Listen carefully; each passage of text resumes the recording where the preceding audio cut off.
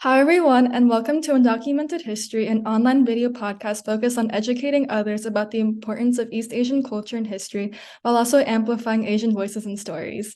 I'm Tiffany Zhang, your host, and today we have a very special guest, David Uwe. Mr. Uwe is the executive director at the Chinese American Museum located in Washington, D.C.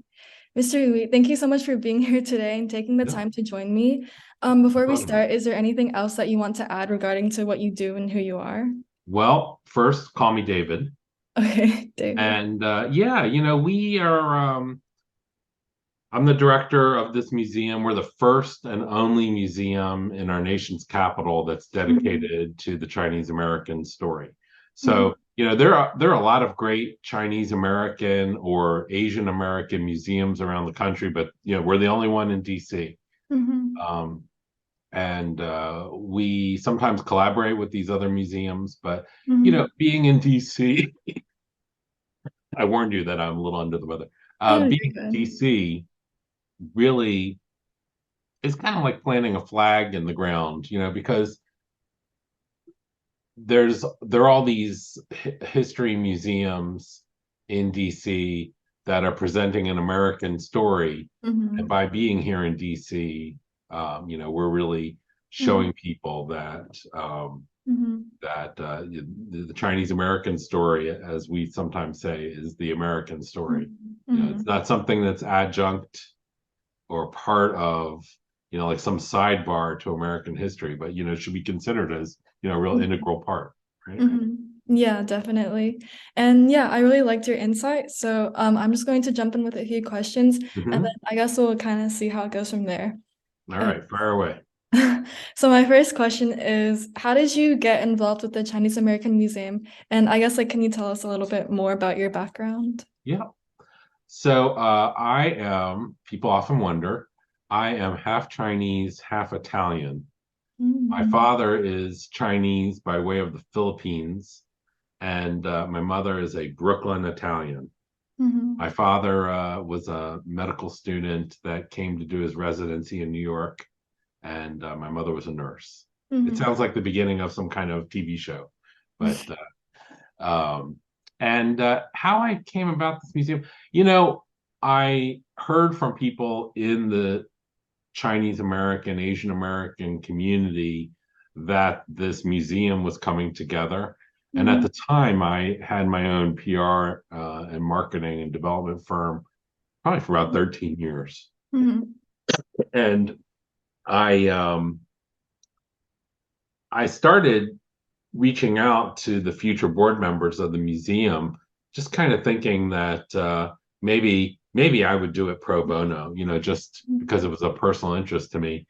But I guess I went a little too far because somehow I became the director. It's mhm. like kismet. But yeah, it's been a really interesting journey for me. We've been doing this museum, we've been working on this museum for 5 years. It's only been open for three. Mhm, Um, but you know, when you're half Chinese and you don't always identify, with being Chinese like you do at other times in your life.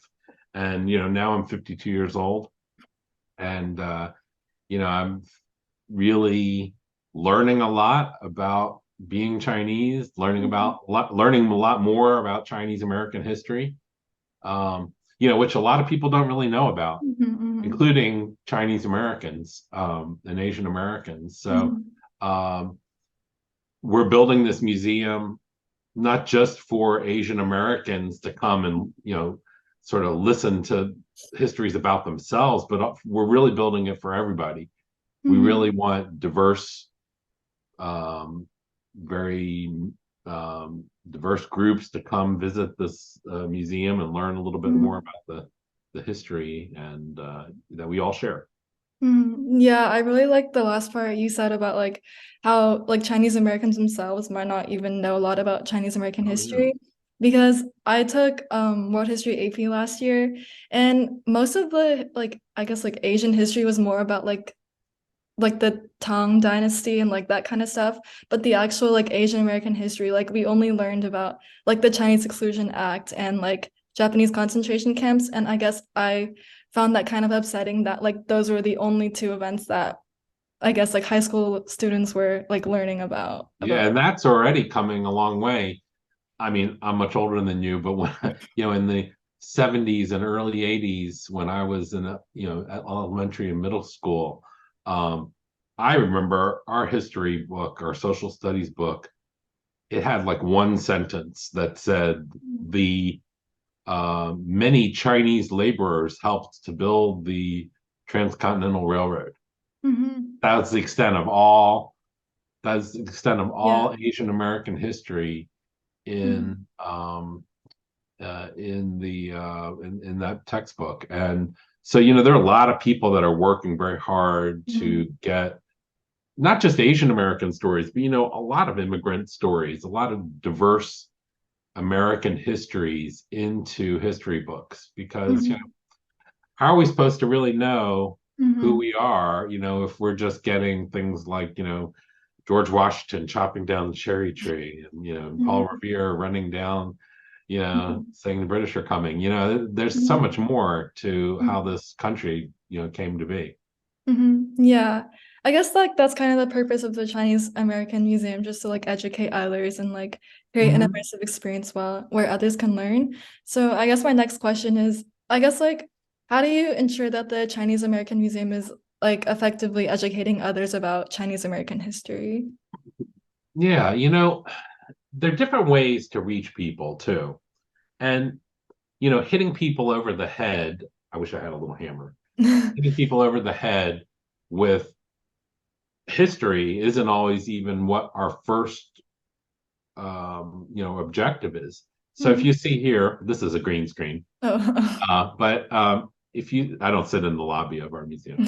So this is a digital photo wall, Mhm. and people can go to our website and they can submit their personal photos or a little brief vignette quote, something about themselves. They really can say whatever they want. Mhm. We get a lot of people that send their whole resumes, and we have to send Oh. it back and say, well, that's not really what we're looking for. We're looking for like personal statements. But what we wanted people to come into the museum, and this is one of the first things they see when they come in the door. We Mhm. want them to make that personal connection Mhm. and say, hey, these faces are remind me of people in my own family. These Mhm. stories remind me of stories from my own family, regardless of whether or not you're Chinese American or Asian American, Mhm. or so I think they're universal ways to connect people. And Mhm. that's part of what we're doing. We're not just teaching people about history, we're just trying to make people feel connected Mhm. so that Mhm. it's not somebody else's history, that it's Mhm. something that it should be important to an Irish American or a German American that comes into this country, Mhm. that all these stories really come together. Yeah, definitely. Something else that I guess like really struck me when I was looking at the Chinese American like museum website was Mhm. like the competitions and like the exhibits and events that the museum offered. And like overall the museum just seems like such an immersive and like as you said like connecting place for people who don't know much about Chinese American history. And yeah, that was just like my thoughts on it. I really like the aspect of like connecting and not just like forcing people to be like, oh, like just like pushing people with history that like they might not even remember when they like look at all this Right. history. So, And whether you're talking about history or even some of these cultural topics that we talk, some topics are interesting to one person and mhm, another person really could care mhm, less about it. So, mhm, you have to really make um, a real varied presentation mhm, that becomes this experience. And that our hope is that people come into the museum, and mhm, this goes for a little museum like ours or a big museum, mhm, and that they have some kind of experience. mhm, So that experience for me could range from just feeling like Chinese Americans mhm, are, just an integral part of, what makes this country great, mhm, or maybe there's something very specific and personal that, that they mhm, learned about. So mhm, some of the right now, we're still a museum in development, mhm, and some of the permanent museum exhibits that we are working on include Building America. That's the one that's really obvious. That's like people working on the Transcontinental Railroad, but also people that have made contributions to technology and industry and agriculture and science and medicine. And then Service to Country, which Mhm. talks about Chinese Americans serving in the US military since the Civil War, Mhm. which really, a lot of times that blows people's minds. They're Mhm. like, Civil War. There weren't many Chinese in the country at the time, but a lot of them, fought for really both sides, mostly the Union. Um, Mhm. and the Chinese diaspora, that's another exhibit. Um, American communities, which talks about the diversity of Chinese and Asian American communities, not just like the Chinatowns that people think of. That's a Mhm. really important story to tell too. But Mhm. we're going to talk about how I don't know how it is in Houston, but you know, our DC Chinatown is not really residential anymore. It's still Mhm. trying, we still aim to keep it as a cultural center, but the residential community is all like in the suburbs. So Mhm. they're different part, and so a lot of cities are like that. Mhm. Um, there's a big Chinese American community in the Mississippi Delta. Mhm. Mhm. So we want to try to surprise people and Mhm. shock people, and Mhm. just make people pause and think. Um, Yeah. see what else? Exclusion and the fight for civil rights. That's another exhibit. Mhm. And then we also want to focus on a lot of contemporary Chinese Americans. So Mhm. obviously, there are a lot of people names that would be familiar, but we also want to talk about people that no one's ever heard of. Mhm. Mhm. So Yeah, definitely. hopefully, hopefully that is something that's inspirational and giving people recognition that they Mhm. deserve. So. Yeah, definitely. And I guess like kind of going off of that, like how do you decide like what history is in the museum and like what history is like not, I guess, because like it's yeah, so how would you That's a good question. In a large museum like one of the Smithsonian museums, there's a real formal process for that. Mhm. Smaller museums, we shoot from the hip a little bit more, Mhm. um, and we have an outline of all the permanent exhibits that we're working on for the museum, which should be in place in the next couple of years. Mhm. But there are also a lot of rotating exhibits, and we try to balance it between Chinese culture, Mhm. which isn't always exactly Chinese American stories, but it's Chinese culture that either a lot about as a Chinese American, or maybe you don't know anything about it, but it's interesting to connect to that. Mhm. There's obviously history, and there's artistic topics like we've had embroidery, and right now we have three new exhibits Mhm. in addition to some of our permanent exhibits. We have Corky Lee. Thank you, Corky Lee. Corky Lee Mhm. is a late journalist photographer that passed away during COVID and had a Mhm. big following. But he is uh, someone that really covered Asian American communities, not just Chinese Americans, but Asian Mhm. Americans from all different groups. Mhm. We have a Chi Pao exhibit on the Chi Pao Mhm. Yeah. dress. Mhm. And then what am I missing? Oh, Bruce Lee. Bruce Yeah. Lee, um, American Son international icon, which really tries to go beyond just what everybody knows about him as this martial Mhm. arts actor expert, but also just him as a person and as like a very sensitive artist and family man. So we're always trying to go beyond just like opening up a history book. We want people Mhm. to have that kind of immersive experience that Yeah. that's how you sort of change. If you could just change somebody that comes in the museum just slightly, then you've Mhm. you know you've um you've Mhm. done your job. Yeah, Right. definitely.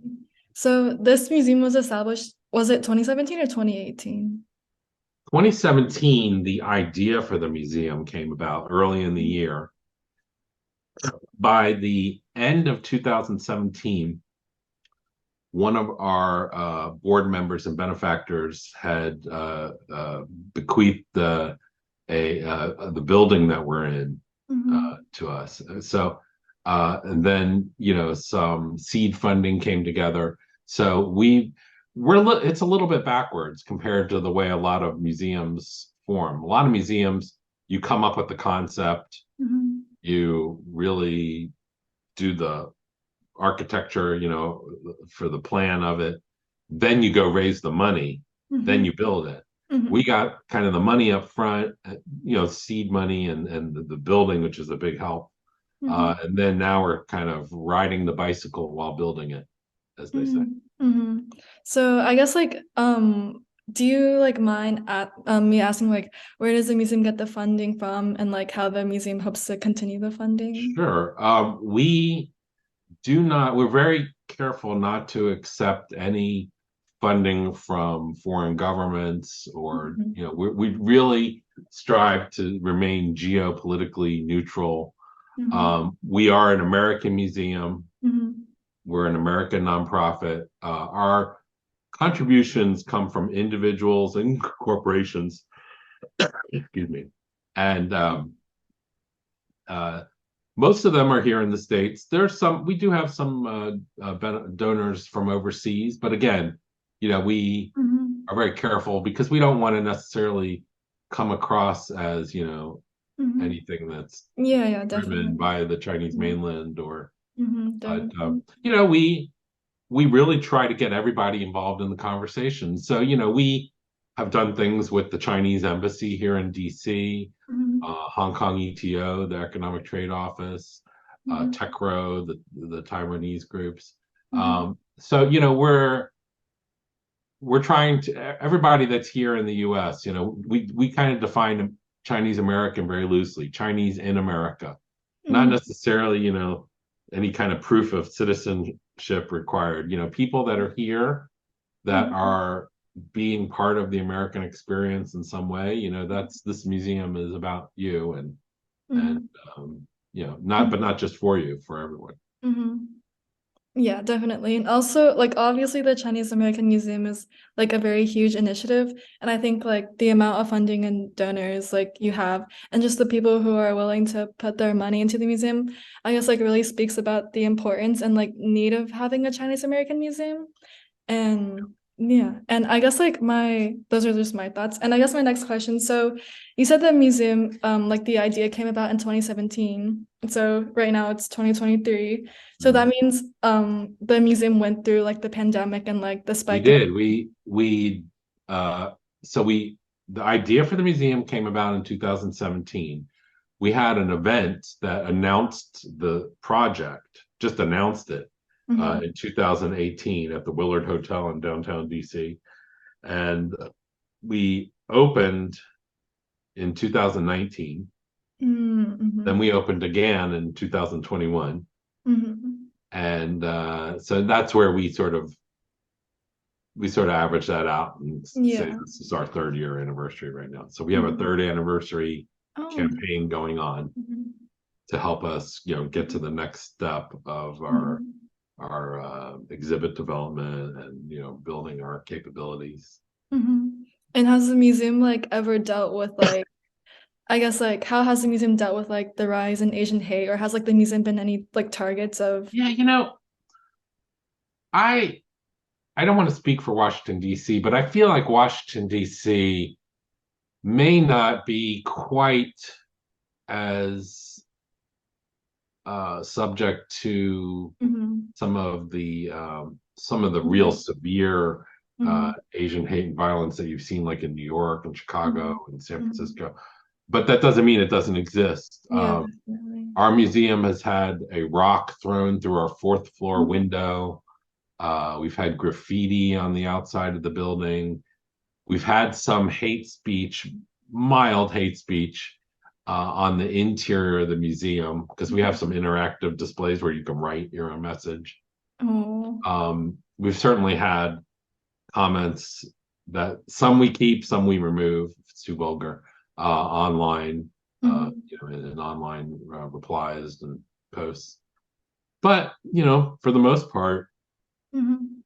we really run into the majority of the people that are very excited and Yeah. open-minded to, Mhm. learn more about their own history. Mhm. Yeah, that's good. And I guess I kind of like the idea that you said of like keeping, I think I heard you correctly, keeping some of the hate speech up just to like kind of, I guess like, you know. Yeah, in the beginning, I was just like, let's get rid of it. But then Mhm. I thought, as long as it's not too vulgar, Mhm. maybe we need to leave it. Yeah. Maybe people need to see it. Mhm. Now, we did remove the graffiti on the outside of the building, Yeah. I know there's, um, oh. and we did repair our window.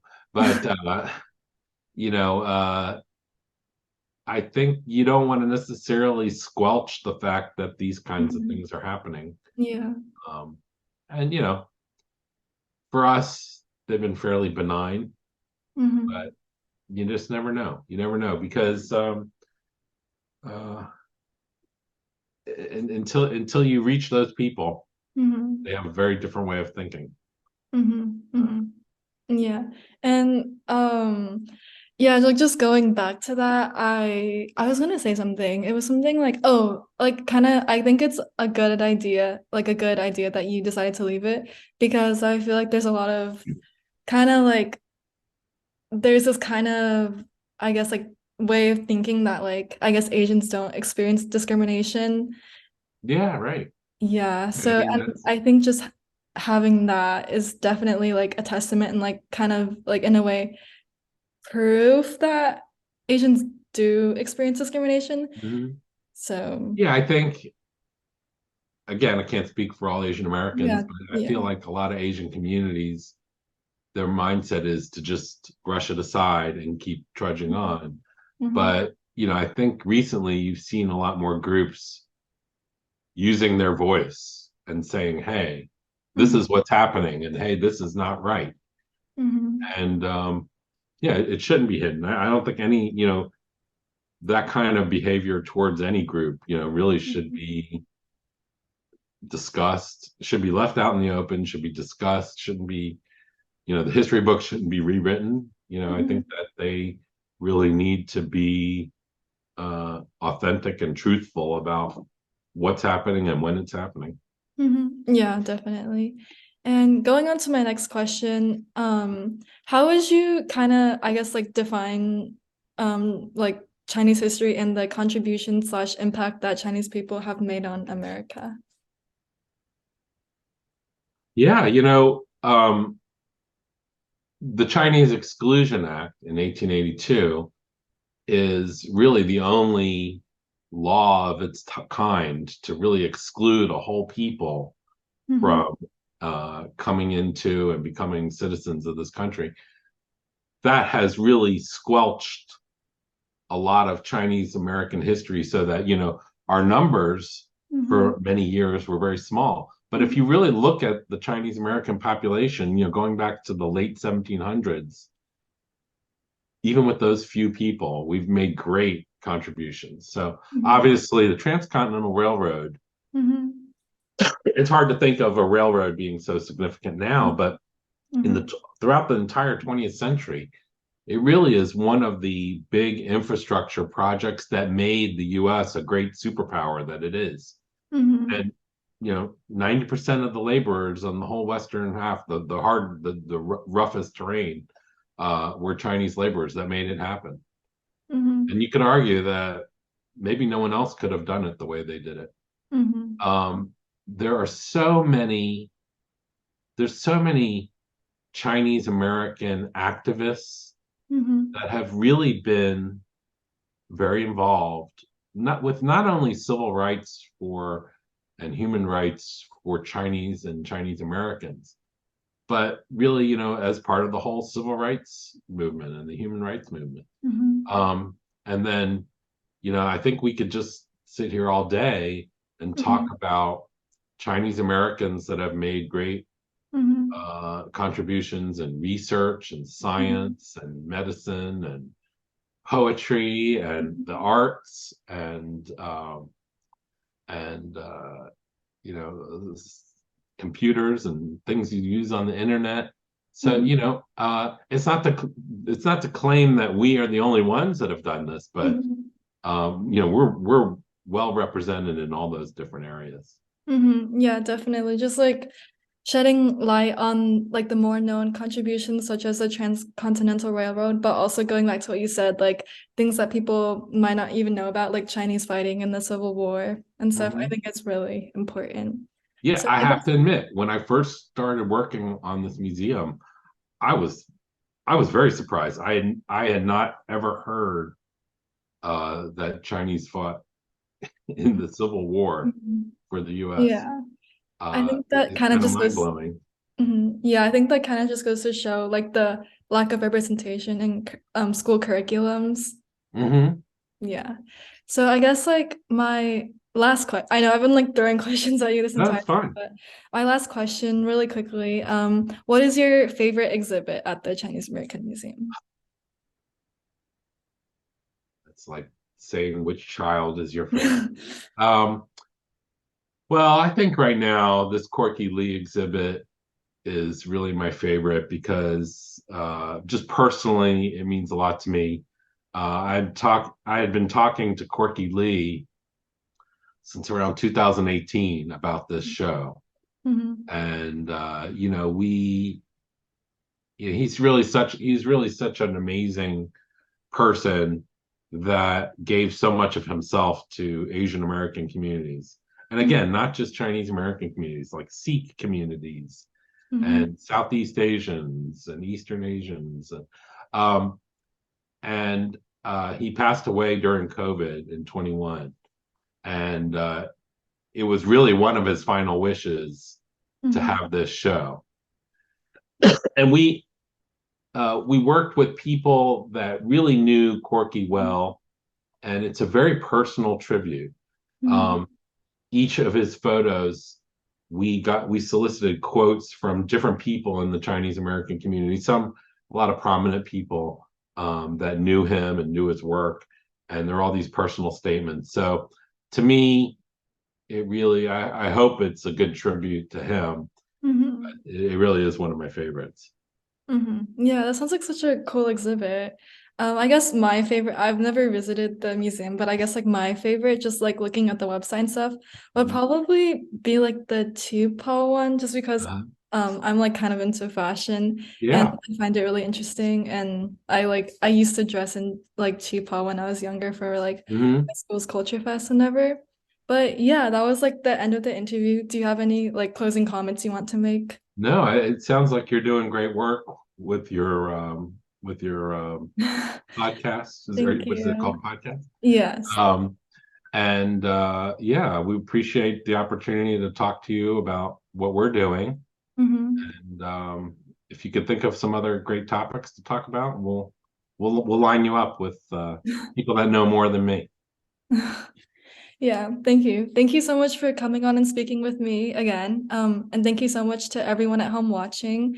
And thank you so much, or David, for There you go. coming on again. And yeah, thank you so much. Bye. Thank you so much. All right, take care. Let me see if I can.